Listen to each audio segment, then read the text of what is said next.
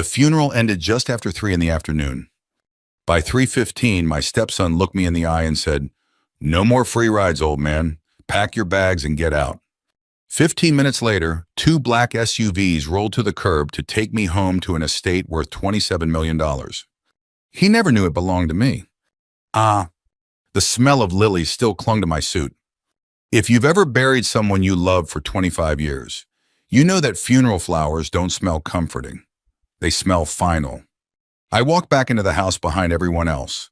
The dining room table was covered with casserole dishes from neighbors. Half-empty coffee cups sat beside folded sympathy cards. Susan always hated clutter. Seeing all of it made the house feel unfamiliar. Her favorite blue mug was still beside the kitchen sink. She had used it only a week before. Without thinking, I reached for it. My fingers stopped halfway. She wasn't coming back to wash it. My knees reminded me I'd spent hours standing at the cemetery. Arthritis had become my constant companion during the last few years. I wanted nothing more than to sit quietly in my recliner for 5 minutes. Instead, Eric stepped into the hallway and blocked my path. His tie was already loose. His face was red from anger more than grief. "We need to talk." I nodded. "Can it wait until tomorrow?" "No." There wasn't even a second of hesitation in his voice. "My mom's gone now." I looked at him without answering. He crossed his arms. "So the free ride is over." I frowned slightly. "What are you talking about?" "You heard me." His voice grew louder. "No more free rides, old man. Pack your bags and get out."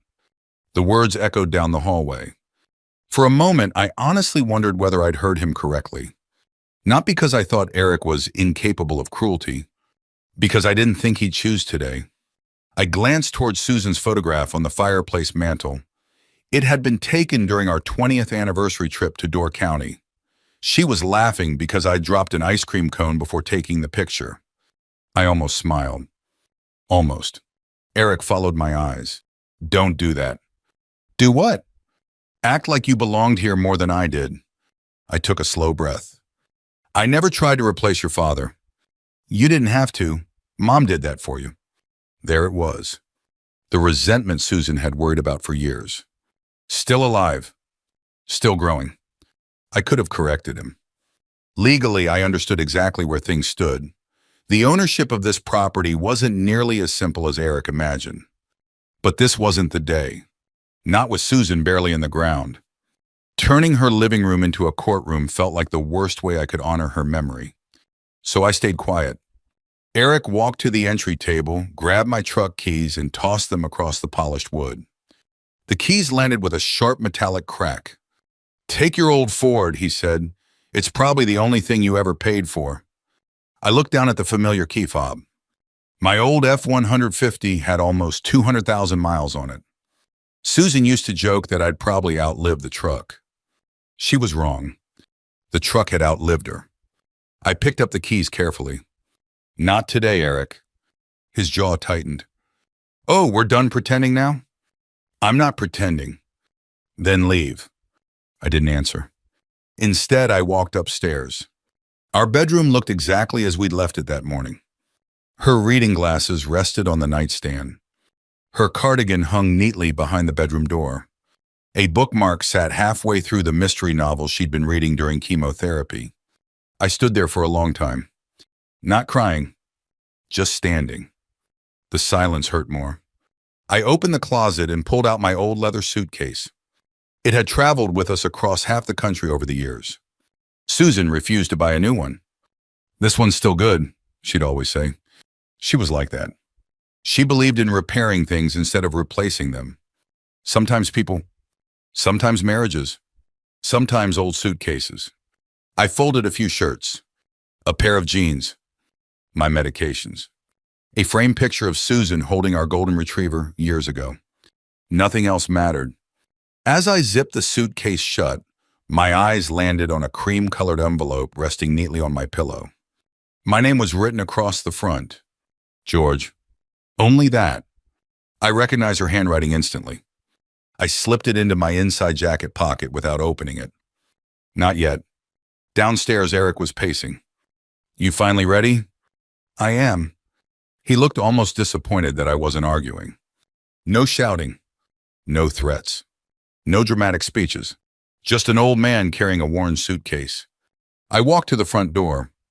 The afternoon air felt cooler than it had at the cemetery. Across the street, Mrs. Ramirez pulled her curtains aside. She'd lived there almost as long as we had. Her husband passed away 2 winters ago. She took one step toward her front porch. I gave her a small shake of my head. Please don't. Not today. She understood. She quietly stepped back inside. I rolled my suitcase onto the sidewalk. Eric stood in the doorway behind me. Don't come back. I didn't turn around. The neighborhood was unusually still. Even the birds seemed quieter. I rested one hand on the suitcase handle and the other against my aching knee. Funny what grief does. You stop noticing expensive things. You stop caring about pride. All I wanted was 5 more minutes with my wife. Instead, I was standing on a sidewalk wearing the same black suit I'd buried her in. About 15 minutes passed. Then I heard engines. 2 black Cadillac Escalades turned slowly onto the street. They weren't speeding. They weren't trying to impress anyone. They simply stopped in front of the house. The first driver stepped out wearing a dark suit and gloves. He walked directly toward me. Mr. Whitmore? Yes. He gave a respectful nod. Miss Mercer asked us to bring you home. Behind me, I heard Eric whisper, Who? The driver reached for my suitcase. I've got it, I said. As you wish, sir. Sir. I hadn't heard anyone call me that all day. I climbed into the back seat. Before closing the door, I looked once toward the house. Not at Eric. At the front window where Susan used to wave every morning when I drove away in that old pickup. Then the door closed softly. No speeches. No victory. No satisfaction. Just silence. As we pulled away from the curb, I finally reached into my jacket and removed Susan's envelope. My hands trembled slightly. I opened it. The first sentence stopped me cold. George, if Eric did what I feared he would do, then it's time he learned the truth. The driver took me north through Lake Forest without saying much. I appreciated that. Some people think silence needs to be filled. Susan never did. She could sit beside me on a 2-hour drive and say only 3 sentences, and somehow I would feel more understood than I did after a room full of conversation. The Escalade passed Waukegan Road, then turned onto a quieter stretch where the houses sat farther back from the street. By the time we reached the iron gate, dusk had started to settle over the trees. The driver lowered his window. The gate opened. We rolled up the long driveway, past old oaks and trimmed hedges that Susan always said looked too formal for real life. Then the house appeared. $27 million according to the last appraisal. Stone front. Slate roof. 8 bedrooms we rarely used. A library with a rolling ladder Susan thought was ridiculous until she discovered she liked climbing it. People imagined a place like that would make a man feel powerful. That night it made me feel small. Too much house. Too much quiet. Too much space where her voice should have been. The driver opened my door. Will you need anything else, Mr. Whitmore? No, thank you. I stood there for a moment with my suitcase beside me, staring at the front steps. Susan had always entered through the side door near the kitchen. Front doors are for strangers, she used to say. So I walked around to the side. The kitchen smelled faintly of lemon cleaner and old wood. Caroline had arranged for someone to keep the house ready while Susan was sick, but ready wasn't the same as alive. I set the suitcase down and turned on one lamp. That was all I could handle. In my study, Susan's photograph sat on the desk in a silver frame. She was wearing a pale blue sweater, the one she saved for mornings when she wanted to feel put together, as she called it. I sat slowly, my knees stiff from the cold. Then I opened her letter. George, if Eric did what I feared he would do, then it's time he learned the truth. I had to stop reading. I pressed my thumb against the paper. Her handwriting was weaker than it used to be. The loops were not as steady, but it was still Susan. Careful, clear, practical, even at the end. I read on. I know you promised me years ago that you would let me handle Eric in my own way. I also know that promise cost you more than you ever admitted. I was afraid. That was the part that made me close my eyes. Susan had never liked admitting fear. She would admit pain. She would admit fatigue. She would admit when my meatloaf was too dry. But fear? Almost never. She wrote that she had been afraid Eric would stop trying to stand on his own if he knew the truth about my money. Afraid he would see me not as family, but as an escape hatch. Afraid he would raise his children to believe responsibility was something other people carried for them. And then came the sentence that hurt most.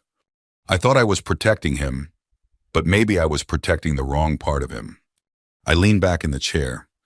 The memory came without asking. 25 years earlier, I met Susan at a hospital fundraiser in Highland Park. I had written a large check, but that was not what she remembered. What she remembered was that after the event ended, I stayed to help fold chairs. "You don't have to do that," she told me. "I know." "Then why are you doing it?" I shrugged. "Because they're heavy." She laughed at that. Not politely. Really laughed. That was Susan. She noticed the small things that revealed the person underneath. When we started dating, Eric was already grown. He was in graduate school, full of opinions, full of wounds he never explained cleanly. His father had left when he was young, and Susan carried guilt over it like a purse she couldn't put down. The first time I came to Sunday dinner, Eric barely looked at me. "So what do you do?" he asked. "Real estate investment," I said. He smirked. "So you buy things other people actually work in?" Susan gave him a warning look. I smiled and let it pass. I thought time would soften him. Time doesn't always do that. Sometimes it hardens the story a person has chosen. Susan asked me early on not to talk about the full size of my business, not to mention the sale of my company shares, not to let Eric know what I had already built. "He's proud," she said one evening while drying dishes. "Too proud. If he thinks you can fix every problem, he'll never face himself." I don't want to lie to him. "You're not lying, you're just not announcing everything." Back then it sounded reasonable, even loving. So when Eric needed help with tuition, the money came through Susan. When his credit cards got out of control after his divorce, Susan handled it. When he needed a down payment, Susan said she had moved things around. When his business nearly collapsed after COVID, he believed his mother had saved him. Every time I stood behind her, quietly. I thought I was preserving his dignity. That night in the study, I finally understood the other side of silence. It can become a room where falsehoods grow comfortable. Across town, Eric was probably walking through Susan's house, opening drawers that didn't belong to him yet, looking for proof of the life he believed was waiting. He would not find much. Caroline Mercer had made sure of that. The important documents had been secured long before Susan passed. The trusts, the ownership records, the medical directives, the letters. Susan was gentle, but she was not careless. Later, Caroline told me what Eric did find. A handwritten note tucked into an old recipe box. Susan had left it for him. "Eric, do not underestimate George. You do not know what that man has done for this family." That was all. Not enough to explain. Enough to warn. But Eric didn't take it as a warning. He took it as betrayal. By 9 o'clock that night, Caroline called me. "George," she said, "Eric contacted an attorney." I rubbed my forehead. "Already?" "Yes." "What is he claiming?" There was a pause. "He says he believes you stole everything from his mother." I looked at Susan's photograph. Her smile seemed almost sad under the desk lamp. "What do you want me to do?" Caroline asked. For a long time I said nothing. Then I folded Susan's letter and placed it carefully back in the envelope. "Nothing tonight," I said. "Tonight I'm still her husband." The next morning I drove myself into Chicago. Not in one of the Escalades, in my old Ford F-150. The truck rattled a little whenever I hit a pothole on Interstate 94. The driver's seat leaned slightly to the left. The heater took forever to warm up. Susan loved that truck. She used to say it reminded her of me. "It isn't pretty," she teased, "but it always gets where it's supposed to go." I smiled despite myself. By 9:30, I was pulling into the parking garage beneath Caroline Mercer's office. She'd represented Susan and me for nearly 20 years. She wasn't flashy. No expensive speeches.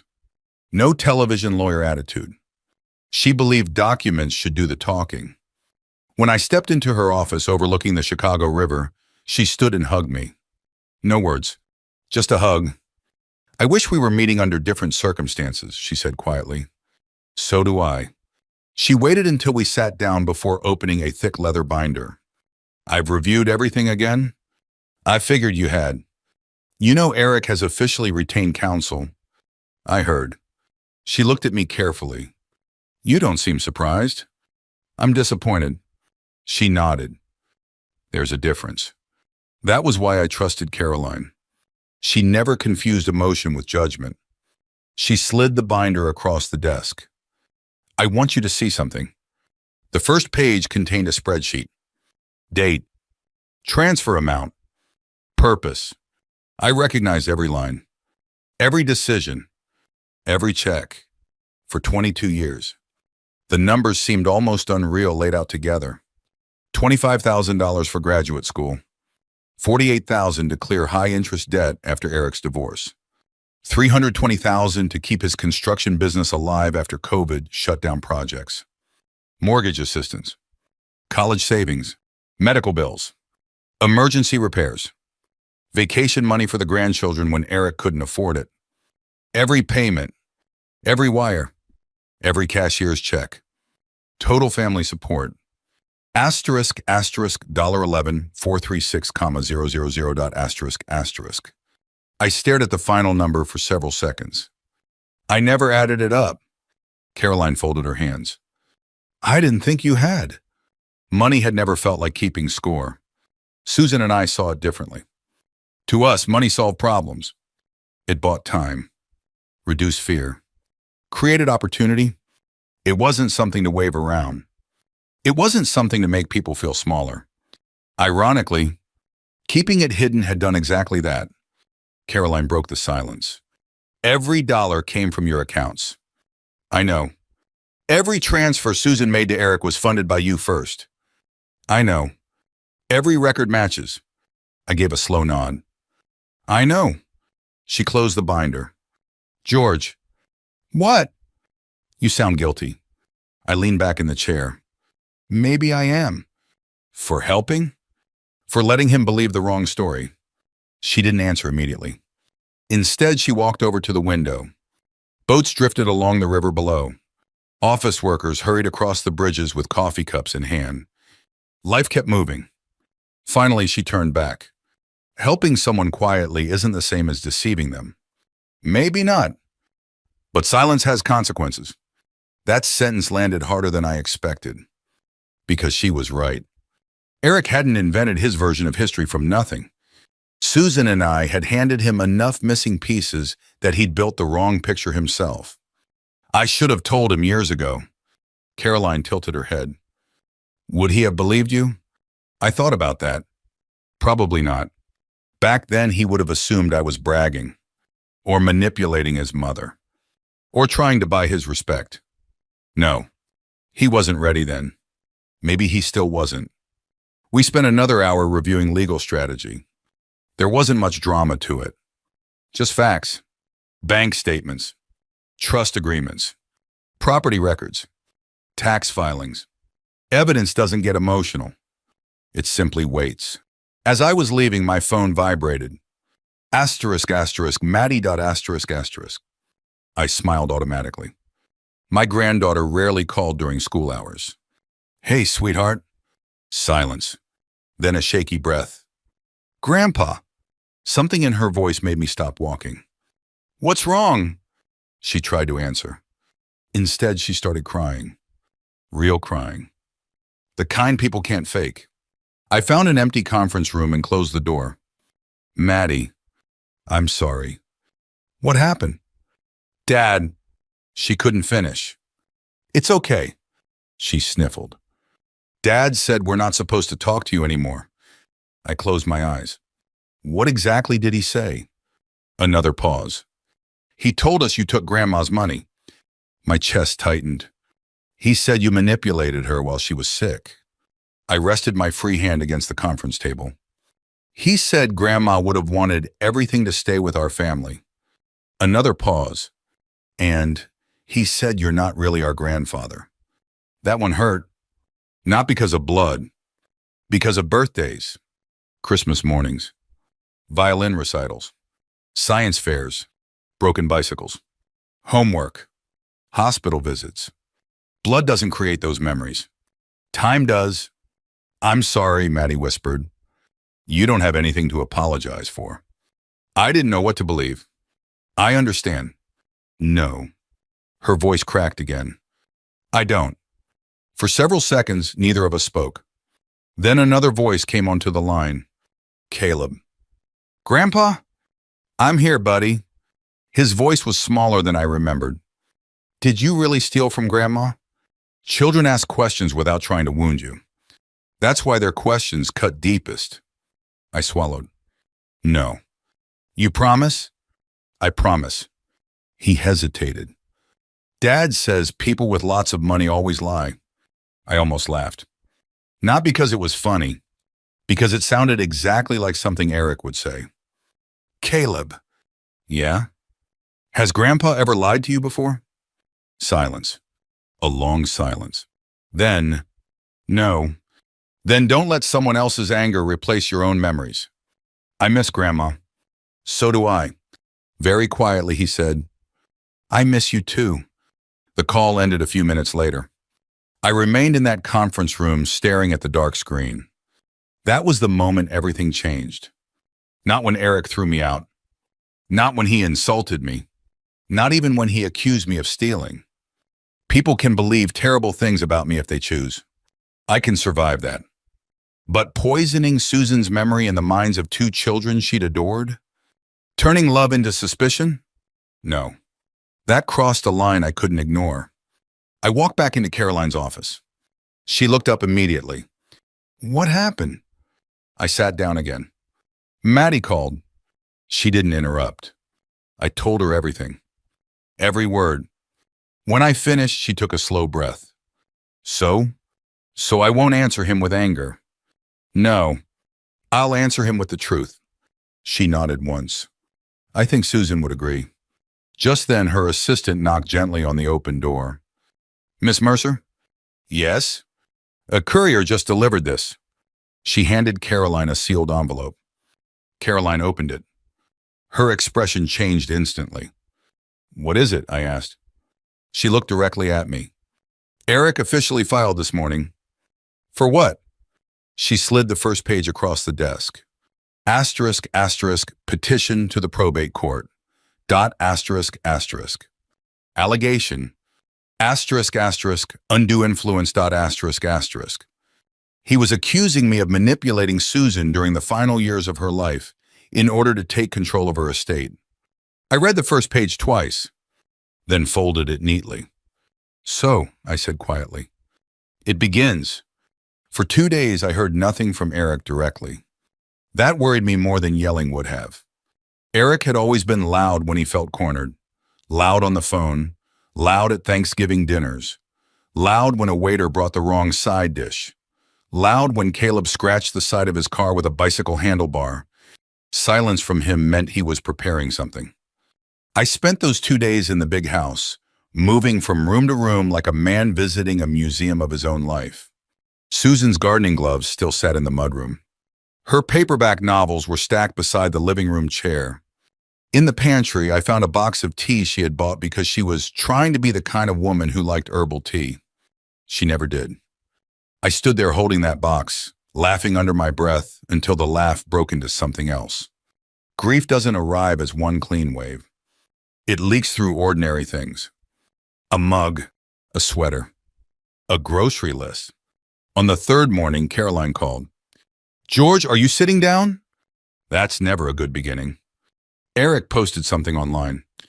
I looked out the kitchen window toward the trees. What kind of something? A long Facebook post, local group. I didn't ask her to read it. She did anyway. My elderly mother was isolated and financially controlled by her husband before she died. I closed my eyes. Caroline's voice stayed calm, but I could hear the disgust beneath it. The post accused me of keeping Susan away from family. It suggested I had pressured her during treatment. It said Eric had been cut off while trying to protect his mother's legacy. Legacy. That word almost made me set the phone down. Susan's legacy wasn't a checking account. It was the way she remembered every nurse's birthday at the hospital. It was how she brought soup to Mrs. Ramirez when her husband died.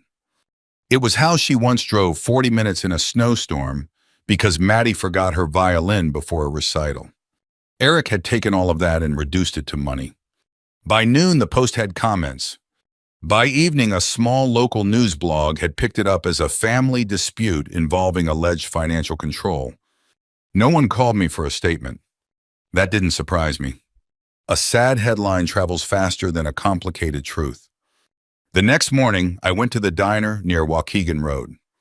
I had been eating breakfast there for nearly 15 years. Same booth when it was open. 2 eggs over medium. Wheat toast. Black coffee. Susan used to order oatmeal and then steal my bacon. When I walked in, the bell above the door rang like always. But the room changed. Not obviously. Not dramatically. Just enough. A man at the counter lowered his newspaper. 2 women in the back booth stopped talking. The waitress, Angie, still poured my coffee, but she didn't call me Mr. Reliable like she usually did. Morning, she said. Morning, Angie. She avoided my eyes. That hurt more than I expected. Not because I needed everyone to admire me. Because Lake Forest was the kind of place where people smile politely while deciding whether you were guilty. I ate half my breakfast. Paid in cash. Left a $20 tip because Angie had 2 boys in college, and one bad morning shouldn't erase years of kindness. Outside, an older man I knew from Susan's charity board was walking toward the door. Tom, I said. He looked at me, then looked away. George. That was all. 1 word. Cold as January. By the time I got home, my knee had stiffened so badly I had to hold the kitchen counter before climbing the stairs. I wanted to write something. A statement. A correction. A clean paragraph explaining who paid for what. But every sentence felt like dragging Susan back into the dirt. So I called Caroline. I won't answer online. I didn't think you would. I won't drag her name through mud just to clean mine. Caroline was quiet a moment. Then we'll do it properly. Properly meant depositions. Statements under oath. Documents. A conference room with stale coffee and people pretending not to enjoy pain.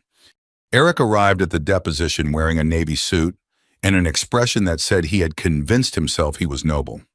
His lawyer was younger than I expected. Sharp haircut. Sharper tone. He began with sympathy. I'm sorry for your loss, Mr. Whitmore. Thank you. Then he went to work. Isn't it true Mrs. Whitmore regularly transferred money to her son? Yes. Large sums? Sometimes. And isn't it true those transfers increased after Mrs. Whitmore became ill? Caroline sat beside me, still as stone. I answered yes. Eric leaned back slightly pleased. His lawyer continued. So while your wife was undergoing cancer treatment, substantial family money was being moved through her accounts? Yes. To her son? Yes. He looked at Caroline as if expecting an objection. She didn't give him one. Instead, she opened a binder. Counsel, would you like the corresponding source transfers? The young lawyer blinked. I'm sorry? Caroline slid copies across the table. For each transfer Susan Whitmore made to Eric Palmer, there is a preceding transfer from George Whitmore to Susan Whitmore in the same or greater amount. The room went still. Eric's lawyer looked down. 50,000. 120,000. 300,000. Then more. Each one labeled. Eric's mortgage rescue. Business recovery. Maddie's tuition fund. Caleb's medical expenses. House repairs after the basement flood. The lawyer flipped pages more slowly as he went. Eric's face changed from confidence to irritation. Those could be fake, he said. His lawyer touched his arm. Eric? No, rich people can make papers say anything. Caroline looked at him. Bank records are not diary entries, Mr. Palmer. He glared at her. I almost felt sorry for him.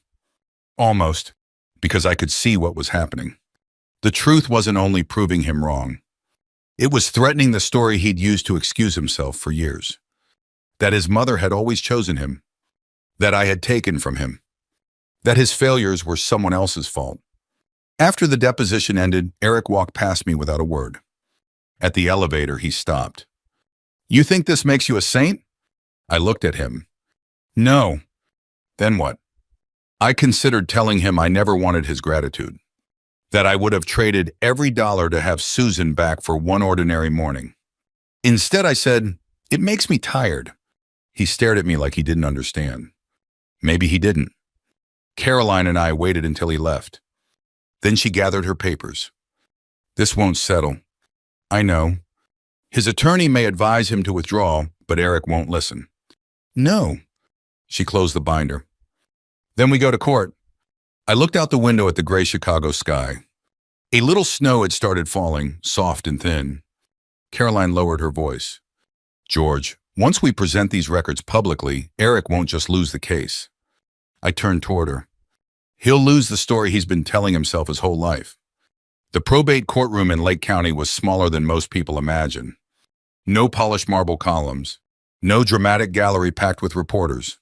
Just wood-paneled walls, rows of benches, a judge who had probably heard every version of family betrayal imaginable, and a room filled with people who once knew Susan. Neighbors, former co-workers from the hospital, a few members of her volunteer group. Even Angie from the diner was there. She gave me a small nod when I walked in. It wasn't an apology. It didn't need to be. Sometimes one honest look repairs more than 100 explanations. Caroline and I took our seats at the petitioner's table. I wore the same navy sport coat I'd owned for nearly 10 years. Freshly pressed white shirt. Old brown shoes I'd polished myself before sunrise. Susan always said polished shoes showed respect. Not for other people, but for yourself. Across the aisle, Eric looked different. He wore an expensive charcoal suit and a bright silk tie that seemed out of place in a courtroom. He looked exhausted. His beard hadn't been trimmed carefully. His eyes carried the purple shadows of too many sleepless nights. For the first time since Susan's funeral, I wondered whether grief had finally reached him beneath the anger. The bailiff called the room to order. The judge entered. The hearing began. Eric's attorney spoke first. He was noticeably more restrained than during the deposition. "Your Honor, my client believes his late mother's estate was manipulated through years of financial influence." Believes, not knows. A subtle but important difference. He described Susan as a devoted mother who had become vulnerable during cancer treatment. He suggested I had isolated her, directed financial decisions, placed my interests above her family. When he finished, the judge turned toward Caroline. "Miss Mercer." She stood without hurry. "No opening statement, Your Honor." The judge looked mildly surprised. "You may proceed." Caroline nodded. "Thank you." She walked to the presentation screen beside the witness stand. No dramatic pacing. No raised voice. She clicked a small remote. The first slide appeared. Asterisk, asterisk, Eric Palmer graduate school tuition. Paid in full asterisk, asterisk. Below the title sat copies of canceled wire transfers. Source. Asterisk, asterisk, George Whitmore, asterisk, asterisk. Date. Amount. Receiving institution. Every document authenticated. The room became noticeably quieter. Eric frowned. His attorney leaned toward him and whispered something. Caroline advanced to the next slide. Asterisk, asterisk, first home down payment, asterisk, asterisk. Again, every payment traced directly to one of my business accounts. Another click. Asterisk, asterisk, business recovery loan, COVID, asterisk, asterisk. $320,000. Transferred in stages over 14 months. Every transfer documented. Another. Asterisk, asterisk, medical expenses for Caleb Palmer, asterisk, asterisk. Another. Asterisk, asterisk, private violin program for Maddie Palmer, asterisk, asterisk. Then another. Asterisk, asterisk, emergency roof replacement, asterisk, asterisk. Every page looked almost boring. Rows of numbers. Bank confirmations. Tax records. Nothing emotional.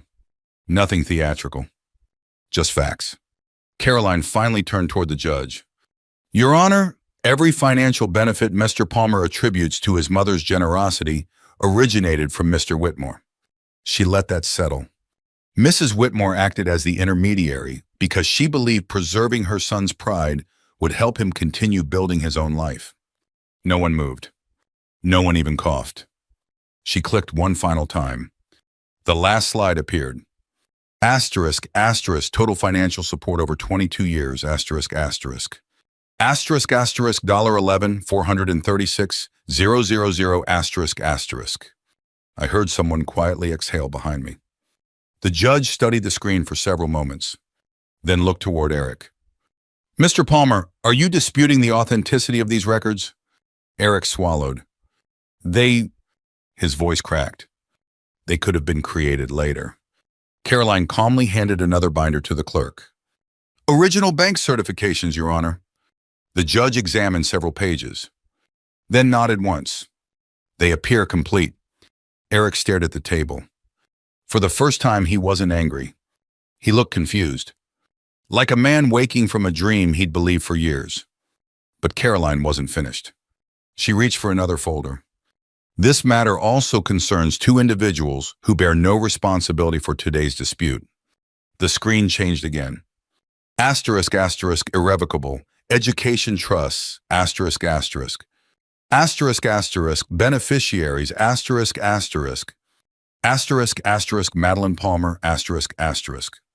Asterisk, asterisk, Caleb Palmer, asterisk, asterisk. Established 5 years earlier. Funded entirely by me.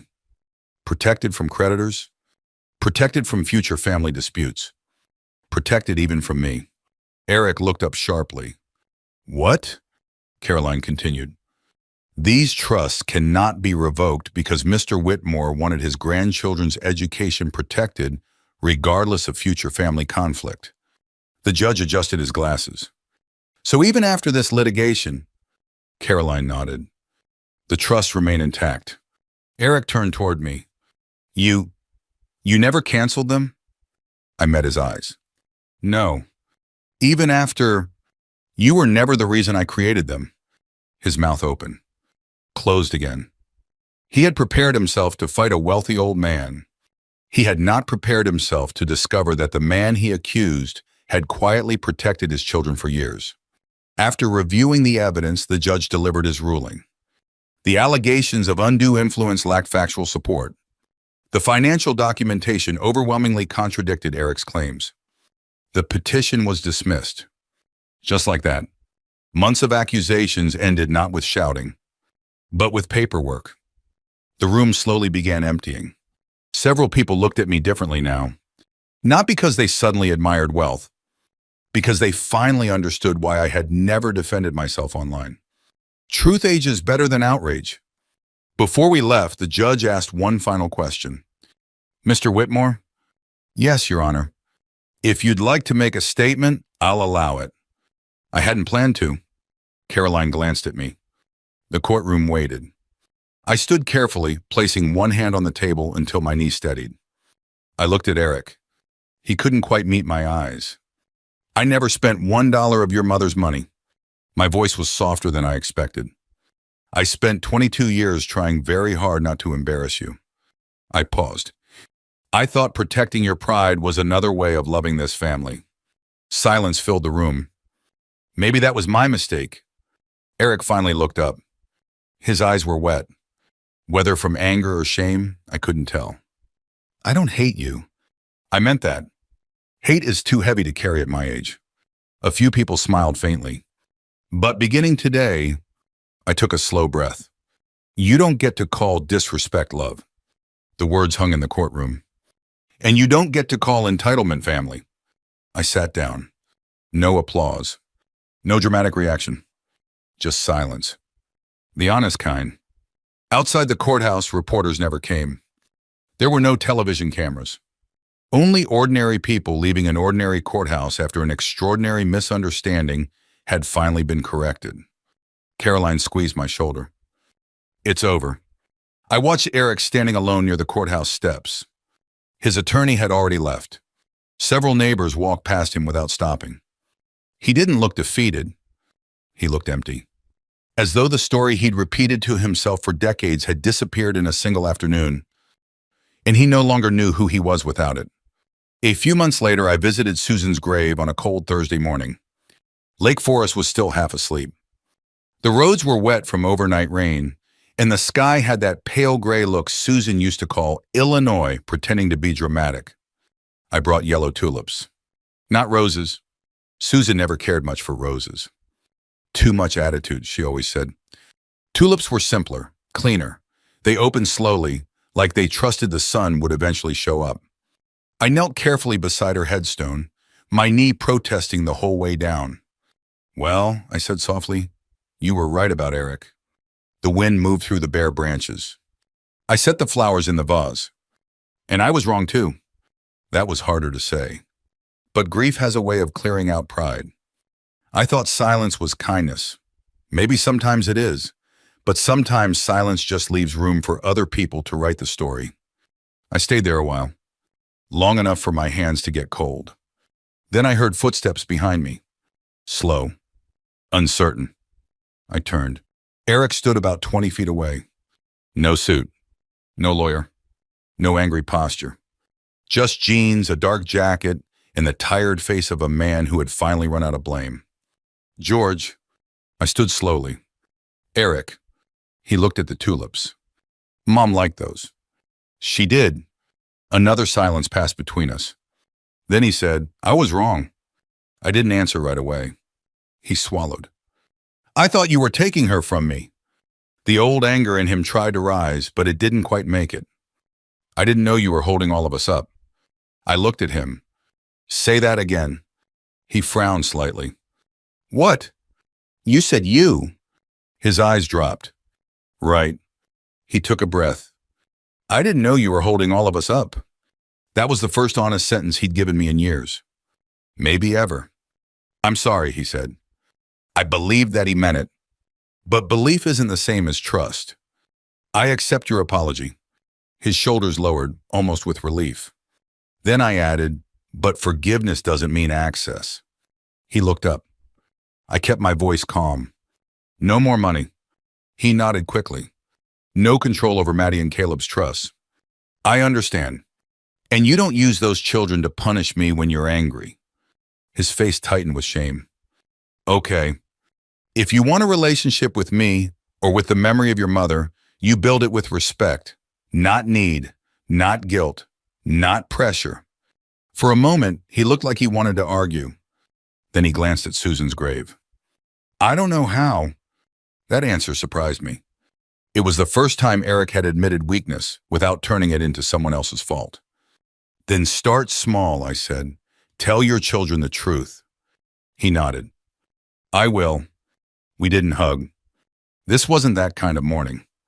But we stood together beside Susan for a little while, and for now, that was enough. Over the next year, I made changes.